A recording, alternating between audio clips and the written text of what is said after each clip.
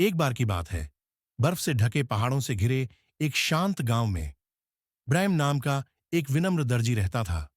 उसकी उंगलियां फुर्तीली थीं, उसका दिल दयालु था और उसकी एक छोटी सी दुकान थी जिसमें रंग बिरंगे कपड़े, बटन और सुइयां भरी हुई थीं। हालांकि वह गरीब था, लेकिन ब्रैम हमेशा खुश रहता था और दूसरों की मदद करने के लिए तैयार रहता था। एक बर्फीली सर्दियों की शाम, जब ब्रैम अपनी दुकान बंद कर रहा था, तो एक कांपती हुई बूढ़ी औरत ने उसके दरवाजे पर दस्तक दी। उसने फटे पुराने कपड़े पहने थे और उसके हाथ में एक छोटी सी गठरी थी। अच्छा साहब, उसने कहा, मैं बहुत दूर भटक गई हूं और मेरे पास रहने के लिए कोई जगह नहीं है। क्या मैं आज रात यहां आराम कर सकती हूं? ब्रैम ने बिना किसी हिचकिचाहट के उसका स्वागत किया, उसे गर्म सूप दिया और उसे अपना एकमात्र कंबल दिया। सुबह बूढ़ी औरत मुस्कुराई और ब्रैम को चांदी के धागे की एक चमकती हुई रील दी।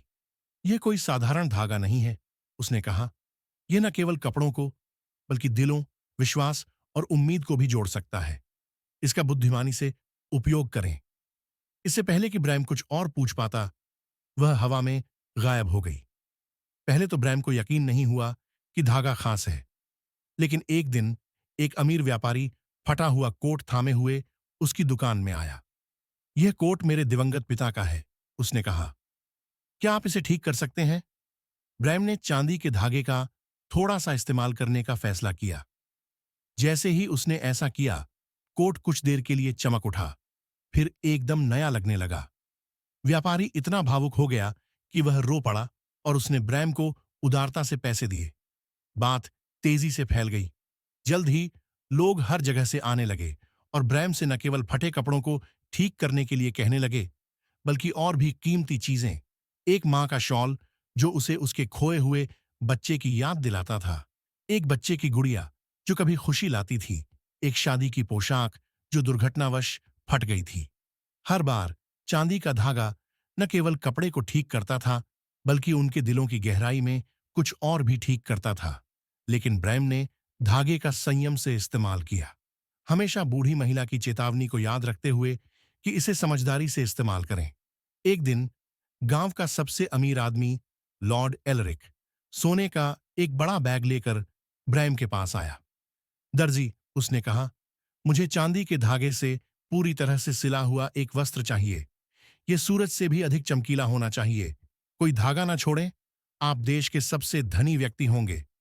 ब्रैम हिचकिचाया।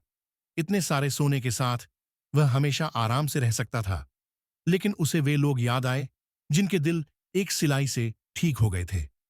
मुझे खेद है, मेरे प्रभु, उसने कहा।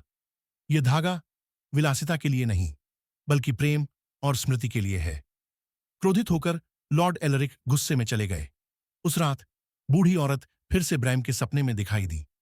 तुमने उपहार का अच्छा उपयोग किया है, उसने कहा। धागा खत्म हो गया है, लेकिन इसका जादू अभी भी जीवित है, हर आत्मा में जिसे तुमने छुआ है।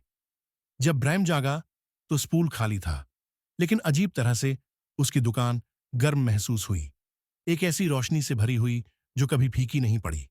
साल बीत गए और हालांकि ब्रैम के पास अब जादुई धागा नहीं था, फिर भी लोग आते थे, कपड़े की मरम्मत के लिए नहीं, बल्कि कहानियों, आराम और दयालुता के लिए। और इसलिए दर्जी का उपहार कभी खत्म नहीं हुआ।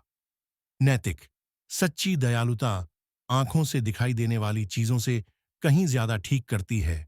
यह दिलों को ठीक करती है, उम्मीद जगाती है और जादू से परे रहती है।